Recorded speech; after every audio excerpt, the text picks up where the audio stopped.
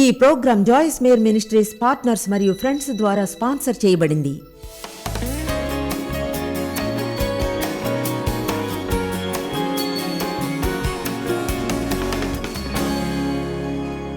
తండ్రి, thank you సహాయం చేస్తున్నందుకు.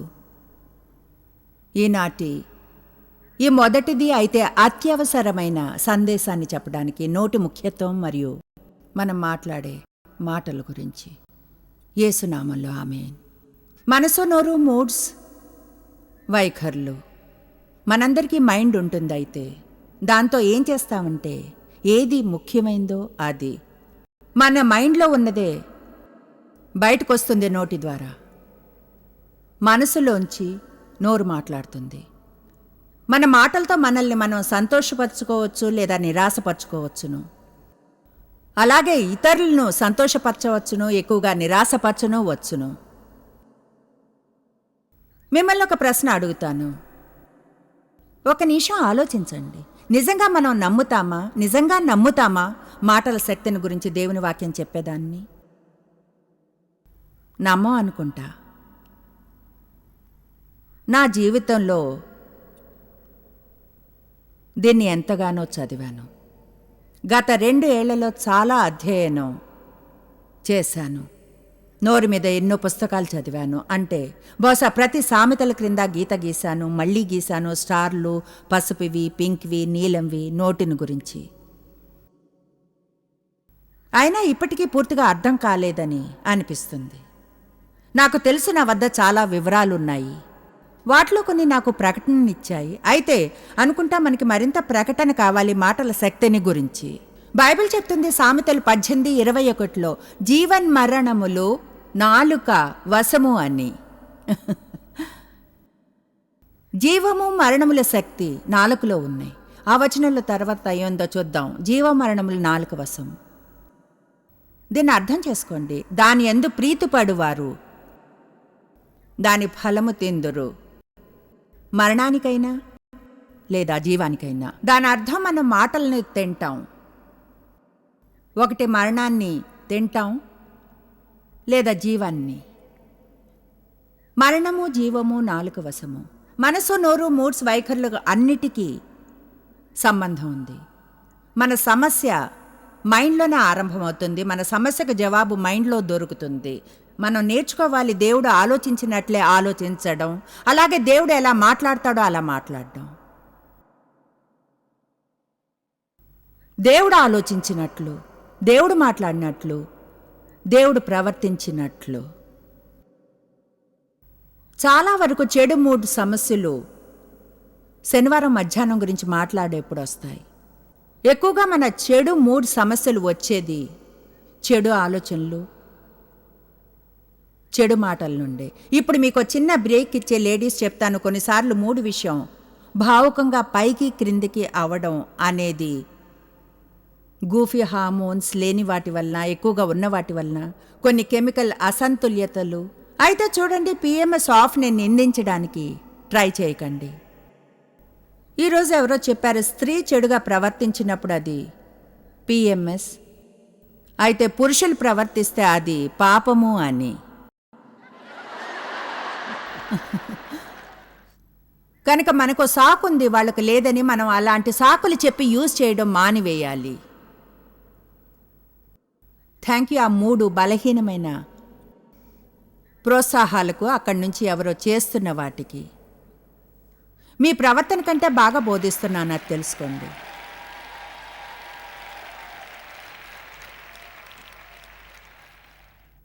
ఆదికాండము 1:1-3. ఆది యందు దేవుడు భూమి ఆకాశములను ఏర్పరిచాడు, డిజైన్ చేశాడు, సృజించెను. భూమి నిరాకారముగాను శూన్యముగాను ఉండెను. ఇప్పుడు మనం నమ్మం దేవుడు గందరగోళాన్ని సృష్టించాడని. అయితే ఏదో జరిగింది 1-2కి మధ్య. ఆయన ఇక్కడ దాని గురించి చెప్పలేదు. ఇక్కడ ఒకలాంటి ఊహించనిది ఏదో జరిగింది. చాలామంది ఎక్స్పర్ట్లు అనుకుంటారు అపవాదిని పరలోకం నుంచి త్రోసివేసినప్పుడు భూమి మీద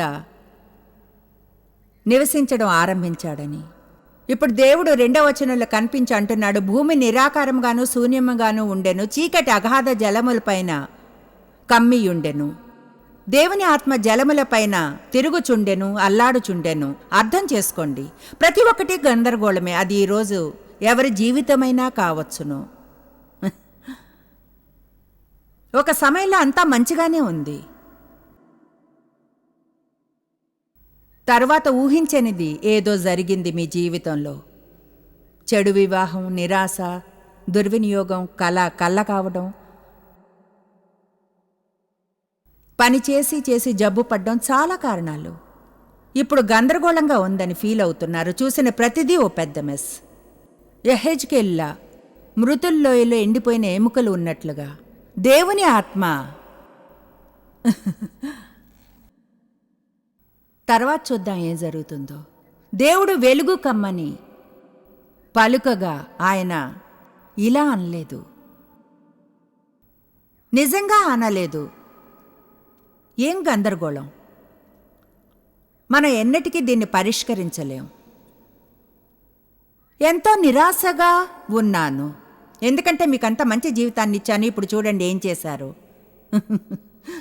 దేవుడు ప్రతి గందరగోళాన్ని చూసి అంటాడు, వెలుగు కమ్మునుగాక. ఎందుకో తెలుసా? ఎందుకంటే వెలుగు ఎప్పుడు చీకటిని జయిస్తుంది, జీవం ఎప్పుడు మరణాన్ని జయిస్తుంది. అనుకూలమైన మాటలు ఎల్లప్పుడూ మన జీవితంలో ప్రతికూల పరిస్థితులను జయిస్తాయి. మీ నోటిలో ఒక ఆయుధం ఉంది, మీరు దాన్ని గుర్తించరు కూడా, అదెంత శక్తివంతమైందో. ఆశ్చర్యం లేదు మనం శోధించబడతామంటే ముందుగా దాదాపు 24 గంటలు రోజుకి బుద్ధి లేనివి చెప్పడానికి. మీరీసారి గమనించాలని నా కోరిక. ఎంత కష్టమో ఏదైనా బుద్ధి లేనిది చెప్పకూడదు అన్నప్పుడు ఎంత కంగారు పడతారో. అంటే అది ఎలా అంటే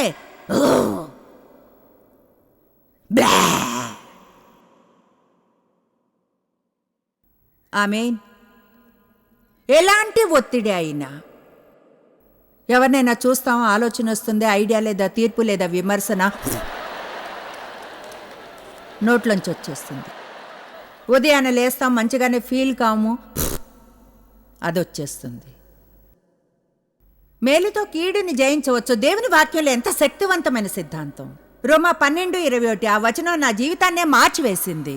ఆ వచనమే బహుశా దేవుడు ఉపయోగించాడు ఆయనకు విధేయత చూపేలా కృపనిచ్చి నా తండ్రిని చూసుకోమని. ఎవరైతే నా బాల్యంలో 15 ఏళ్లు నన్ను దుర్వినియోగపరిచాడో, ముందుగా సంకల్పంతో ఆయన రేప్ చేశాడు 200 సార్లు.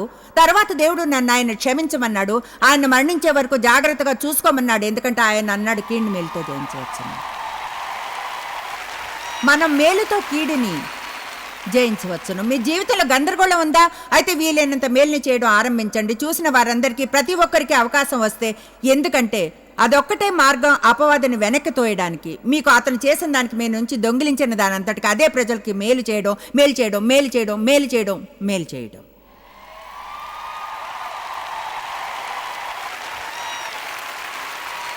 బహుశా అది అత్యంత శక్తివంతమైన రహస్యాల్లో ఒకటి దేవుని వాక్యంలో. మేలుతో కీడుని జయించవచ్చని. అందుకే శత్రువుల కొరకు ప్రార్థించండి. ఎవరైనా గాయపరిస్తే చేయగల శ్రేష్టమైంది ప్రార్థించటం. తిరిగి మేలుని చేయండి కీడుకు బదులుగా. చీకటి అగాధ జలాలపైన కమ్మియుండెను. దేవుడు వచ్చి గందరగోళం గురించి మాట్లాడడం లేదు, అన్నాడు వెలుగు కలుగునుగాక. మీరు రోజు ఉదయాన్నే లేవగానే కాళ్ళు నేల మీద తగలక ముందే చెప్పండి, వెలుగు కలుగునుగాక, వెలుగు కలుగునుగాక. ఎందుకంటే వెలుగు చీకటిని జయిస్తుంది, జీవం మరణాన్ని. దేవుడు మీ నోట్ని యూజ్ చేస్తాడు, అలాగే సాతాను కూడా. పవిత్రాత్మ మీ జీవితాన్ని మార్చడానికి వెయిట్ చేస్తున్నాడు, మీ కళ్ళు నిజం చేయడానికి, కోరికలు తీర్చడానికి, మిమ్మల్ని గొప్పగా దేవుని కొరకు వాడుకోవడానికి పవిత్రాత్మ వెయిట్ చేస్తున్నాడు.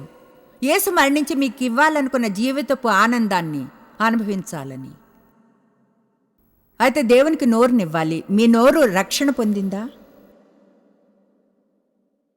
దేవుడు నాకెన్నో ఏళ్ల క్రితం చెప్పాడు అది. నేను బోధిస్తూ అంతటా వెళుతున్నాను, నా పని చేస్తూ. వాక్యం తెలుసు. దేవుడు ఒకరోజు నాతో అన్నాడు, నీ నోరు రక్షణ పొందిందా? పొందినట్లు ఉందా? ఆదివారం నాడు అలా ఫీల్ అవ్వచ్చు, కానీ సోమవారం సంగతి ఏమిటి? యెహెజ్కేలు 37 శక్తివంతమైన అధ్యాయం, మొదటి 10 వచనాలు. ఇప్పుడు అక్కడికి వెళ్ళను పూర్తి అధ్యాయాన్ని చూడ్డానికి. అయితే యెహెజ్కేలు చూశాడు. చూసిందంతా మృతుల లోయ, ఎండిపోయిన ఎముకలు. నాకు చాలాసార్లు అలా అనిపించింది. ఖచ్చితంగా మీలో చాలామందికి కూడా. ప్రజలు నాకు వ్యతిరేకమైతే, నేను రొటీన్ చెకప్కి వెళ్ళినప్పుడు తెలిసింది నాకు బ్రెస్ట్ క్యాన్సర్ ఉందని, ఇంకా ఎన్నో. కొన్ని విషయాలు మీరు హెల్ప్ చేసే ప్రజలు, వారి అవసరం మీకెంతో ఉన్నప్పుడు మీకు వ్యతిరేకంగా వస్తారు. అదంతా ఎముకల లెక్కలోకి వస్తుంది. చనిపోయిన ఎండిన ఎముకలు. దేవుడు అతనితో అన్నాడు, నరపుత్రుడా, ఎండిపోయిన ఈ ఎముకలు బ్రతకగలవా? మన జీవితాల్లోని గందరగోళాలు మారుతాయా? మనం పోగొట్టుకున్నది తిరిగి పొందగలమా? ఈ ఎముకలు బ్రతకగలవా? ఆయన తెలివైన జవాబిచ్చాడు. అన్నాడు, ప్రభువా, అది నీకే తెలియను. మంచి జవాబు. దేవా, నీకే తెలుసు. ఇది నాకైతే పెద్ద గందరగోళం. నీకు మాత్రమే తెలుసు. దేవుడు అతనితో అన్నాడు, దీన్ని అర్థం చేసుకోండి. ప్రవచనమెత్తి ఎండిపోయిన ఈ ఎముకలతో ఇట్లనము, ఓ ఎండిపోయిన ఎముకల్లారా, యెహోవా మాటను ఆలకించుడు.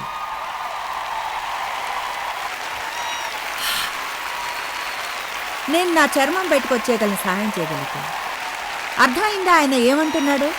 మీ జీవితంలోని ఏ గందరగోళమైనా మారగలదు, మీరు గాని దేవుని వాక్యాన్ని ప్రవచించగలిగితే దాని మీద. అలాగే ఆదివారం నాడు ఏది మంచిది చెప్పడం మాని సోమవారం నాడు బుద్ధి లేనిదేదో చెప్పడం, హీనమైంది మంగళవారం నాడు, అంతకంటే హీనమైంది బుధవారం, తర్వాత గురువారం నాడు శాలితో లంచ్కి వెళ్ళి అంతకంటే నీచమైంది చెప్పడం. ఒప్పందం కోసం ఎవరైనా ఇద్దరు ఏకీభవిస్తే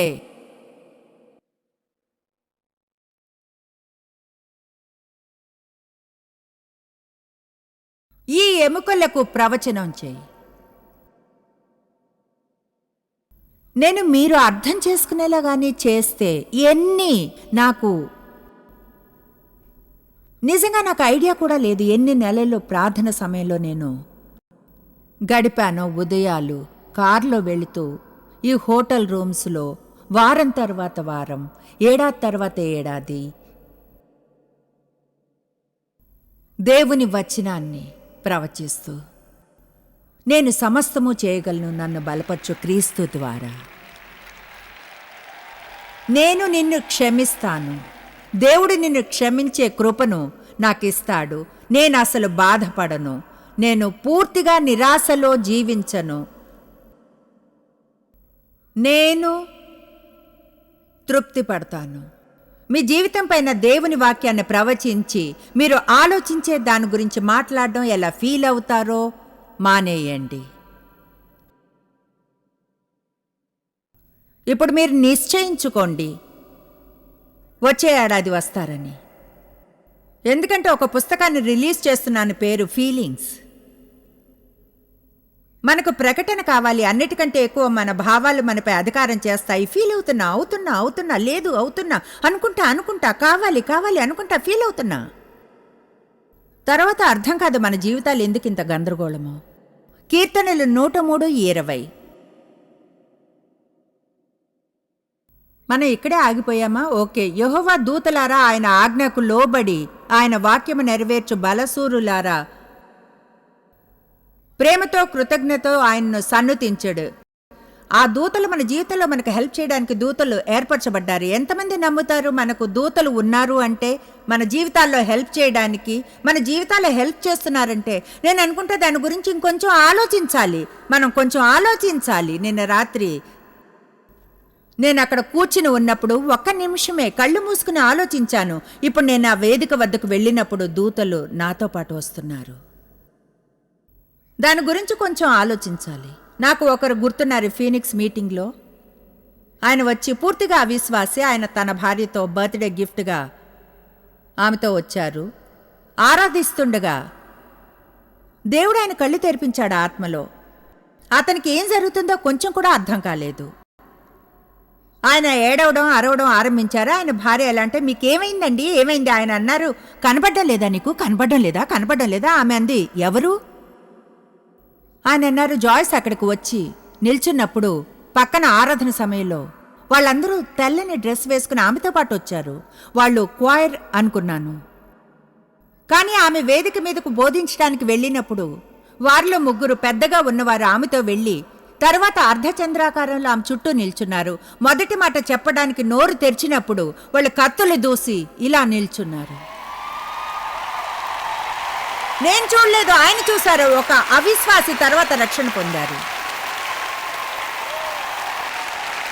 మనకు దూతలు ఉన్నారు, కానీ ఈ వచనం చెప్తుంది, గమనించండి, వారు దేవుని వాక్యమును నెరవేర్చెదరు. మీకు అర్థం కాలేదు. వారు దేవుని వాక్యాన్ని నెరవేర్చెదరు. నేను ఇలా అంటే జీవితంలో నేను టచ్ చేసిందంతా గందరగోళమే అని, ఏనాడు ఏ మేలు జరగలేదని నాకు తెలుసు. దూతలు అక్కడ ఇలా ఉన్నారని.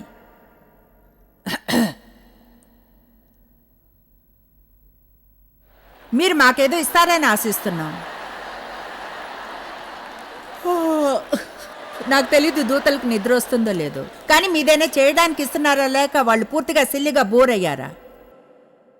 అయితే నేను ఇలా అంటే నేను చేయి పెట్టిన ప్రతిదీ వర్ధిల్లుతుందని ఇప్పుడు సడన్ గా వాళ్ళు లేచి ఇలా అనొచ్చు, పదండి పనికి వెళ్దాం.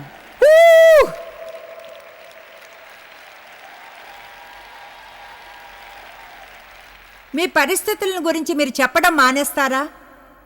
మీరు ఏం ఆలోచిస్తున్నారో, మీరు ఫీల్ అయింది చెప్పడం, జీవితంలో మిగతా వారందరూ ఏం చెప్పారో, లోకం ఏం అంటుందో, మీ ఫ్రెండ్స్ ఏమంటున్నారో మాని దేవుడు చెప్పేది చెప్పడం ఆరంభించండి. ఇప్పుడు నేను మీకు చెప్పి పూర్ణ మనస్సుతో నమ్మగలను, అంటే నాలో ఉన్న అంతటితోనూ నమ్ముతాను. దేవుని వాక్యం ఒక ఆయుధం. 2 కొరింథీ 10 చెప్తుంది, మా యుద్ధోపకరణములు శరీర సంబంధమైనవి కావుగాని దేవుని ఎదుట దుర్గములను పడద్రోయజాలినంత బలము కలవై ఉన్నవి. మనకి యుద్ధం ఉంది, ఆయుధాలున్నాయి, మనకు దుర్గాలున్నాయి. దేవుడు మనకిచ్చే ఆయుధాలు ఆ దుర్గాలను చీల్చివేస్తాయి. ఆయన మనకిచ్చే ఆయుధాలు ఆత్మ ఖడ్గము, మన నోటి నుండి బయటకు వచ్చే దేవుని వాక్యం.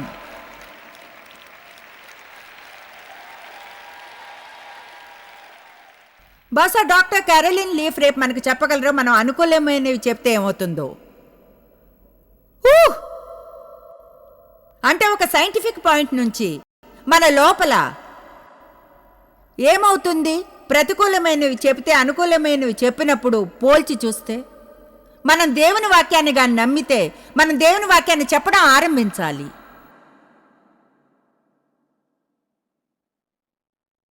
రోజు ప్రార్థనా సమయంలో చెప్తాను, మంచి తింటా, బాగుంటా, మంచిగా ఫీల్ అవుతా, నా బరువు దేవుడు ఎంత ఉండాలంటాడో అంతుంది. రోజు నేను చెప్తా, ప్రతి ఉదయం ప్రార్థించినప్పుడు చెప్తాను, మంచి తింటా, బాగుంటా, మంచిగా ఫీల్ అవుతా, దేవుడు సరిగా నా బరువు ఎంత ఉండాలంటాడో అంతే ఉంది. అలా చేశాను ఎన్నో ఏళ్ల తరబడి. మీరేమంటారు? నా అవతారం నాకే నచ్చడం లేదు, లావుగా ఉన్నాను, బద్ధకంగా ఉంది.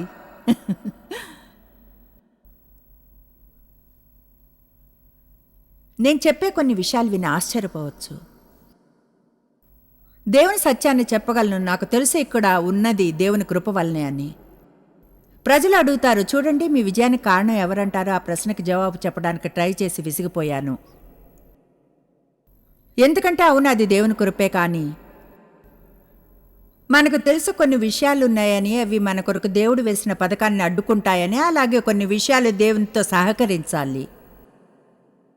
జాన్ మ్యాక్స్వెల్ ఈరోజు చెప్పినప్పుడు అందరికీ ఒక డెస్టినీ ఉంటుందని, అందరూ దేవునిచే పిలువబడతారని, ఏదో ఒక గొప్ప కార్యానికి మీ జీవితంలో, బహుశా అది లోకంలో అత్యంత గొప్ప పేరెంట్గా కావచ్చు, లేదా గొప్ప బిజినెస్ మ్యాన్, లేదా ఏదేమైనా, అని అన్నారు. చాలా తక్కువ మంది లక్ష్యాన్ని చేరుకుంటారని. బహుశా ఈ భూమి మీద అత్యంత విషాదకరమైంది అదే. ఎలా కొంతమంది నిజంగా గ్రంథాన్ని చదివి అది చెప్పింది చేస్తారు, వారిలో వారి ద్వారా దేవుడు వాగ్దానం చేసిన వారిలా ఉండడానికి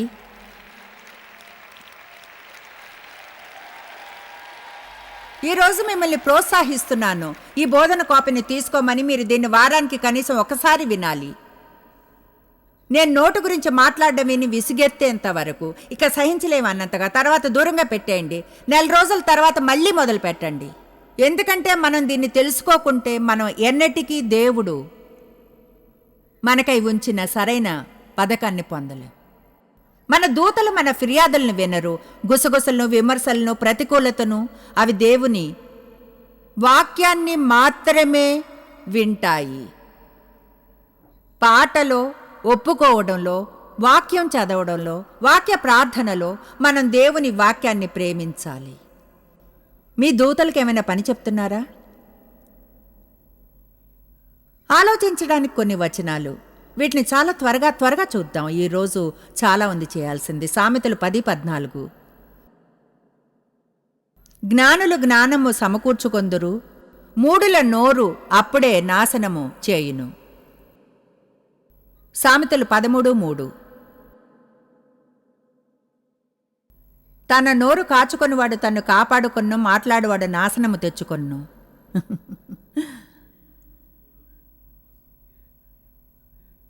సామెతలు 18:6-7.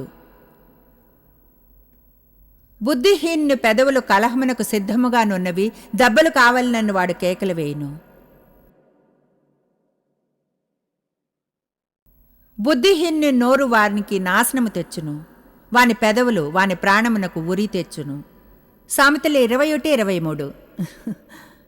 నోటిని నాలుకను భద్రం చేసుకొనివాడు శ్రమల నుండి తన ప్రాణమును కాపాడుకొన్ను. చప్పట్లు కొడితే మనస్ఫూర్తిగా కొట్టండి. సగం ఇష్టం అయిష్టంలా మాత్రం చేయకండి. నేను వింటూనే ఉన్నాను. ఈ సందేశాన్ని బోధించాలనుకున్నప్పటి నుంచి వింటూనే ఉన్నా. ఒక లిస్ట్ తయారు చేయడం, ప్రజలు చెప్పే పిచ్చి విషయాలవి. మీరు నిజంగా ముందుగా నేను దీంతో విసిగిపోయాను, నేను దాంతో విసిగిపోయాను, నాకు విసిగేస్తుంది, నువ్వు విసిగిస్తున్నావు, విసిగిపోయాను, అలసిపోయాను, అన్నిటి వలన విసిగిపోతున్నా, అలసిపోతున్నా. మీ వల్ల విసుగు, అలసట. ట్రాఫిక్ అంటే విసుగు, నా పనంటే విసిగిపోయాను, అంట్లు తమ్ముడు అంటే విసుగు, విసుగు అలసట, విసుగు అలసట, చిరాకు అలసట. నాకు పిచ్చెక్కిస్తున్నారు. దీంతో నాకు కోపం వస్తుంది. నా పిల్లలు పిచ్చెక్కిస్తున్నారు, మా అత్తగారు కోపం తెప్పిస్తున్నారు, పక్కింటి వాళ్ళు కోపం తెప్పిస్తున్నారు. నాకు పిచ్చెక్కుతుంది అనిపిస్తుంది.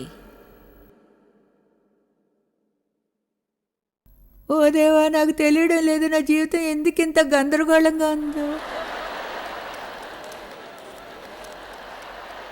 దీంతో దేవుణ్ణి నమ్ముతున్నాను. నాకు అసహ్యం ఈ ఇల్లంటే, నా పనంటే నాకు అసహ్యం, నా శరీరం అంటే అసహ్యం, నా జుట్టు అంటే అసహ్యం, పచారీ కొట్టుకెళ్ళాలంటే అసహ్యం, వంట చేయాలంటే ఇష్టం లేదు. విసిగిపోయానో, అలసిపోయానో, కోపం ప్రతిదీ అసహ్యమే. ఓకే దేవా, నాకు హెల్ప్ చేయి. ఇంకా ఇక్కడే ఉన్నాను. ఇది నన్ను చంపేస్తుంది. మీరు నన్ను చంపేస్తారు. ఇప్పుడు మరీ స్టూపిడ్ విషయం, ఇది చచ్చేంత చక్కలిగింత పెట్టి చంపేస్తుంది. చెప్తున్నా చచ్చిపోతానేమో అన్నంతగా నవ్వాను. మిమ్మల్ని ఒక ప్రశ్న అడుగుతాను. మీరు కానీ దాదాపు 20, 45, 50 లేదా 60 ఏళ్ళు ఇలా మాట్లాడుతూ ఎవరైనా ఈరోజు ప్రకటనను పొందుతారా? మీ జీవితంలో సమస్యలు ఎందుకు వస్తాయో అని. విసుగు, చిరాకు, కోపం, అసహ్యం, మరణం. సహాయం చెయ్యేసు. Thank you. చూడండి, నవ్వు అనేది నేను ఎప్పుడైనా కడుపారా హాయిగా నవ్వగలిగితే ఎంతో ఫ్రెష్గా ఫీల్ అవుతాను. తాజా గాలి నాలోంచి వీచినట్లుంటుంది. అంటే అది నాకు జీవితాన్ని ఇస్తుంది. అయితే ఆసక్తికరంగా లేదు, ఎవరూ ఎన్నడూ అనరు నేను జీవం నిండినంతగా ఎంతగానో నవ్వాను, నిజంగా అద్భుతంగా ఉంది అని. లేదు, మనం అంటాం నేను చచ్చిపోయేంతగా నవ్వాను.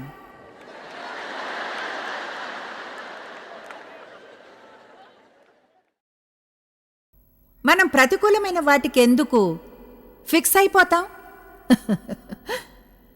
ఏమవుతుంది ఒకవేళ మనం విసిగిపోయి అలసిపోతే?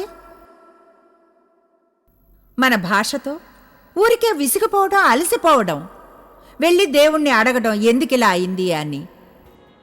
బహుశా అలా దాదాపు వారానికి 500 సార్లు అనడం వల్ల.